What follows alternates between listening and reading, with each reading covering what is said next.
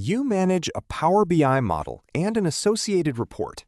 To guarantee that users perform their Excel analysis exclusively by connecting straight to the semantic model, you provide them with build permission. What is the subsequent action you should take? Let's review the options. Option A, certify the dataset used by the report. Option B, modify the default visual interactions within the report. Option C, set the report's export data configuration to none.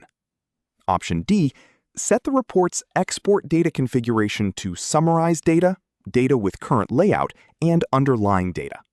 This scenario tests your understanding of Power BI governance, permissions, and security controls, specifically how to manage data access and restrict data extraction from report interfaces. In my view, the correct answer is option C. Set the report's export data configuration to none. To ensure that users analyze data in Microsoft Excel only by connecting directly to the dataset via the Analyze in Excel feature, you need to prevent them from exporting data directly out of the report visuals. By changing the report's export data setting to none, users are restricted from exporting underlying or summarized data from the report interface.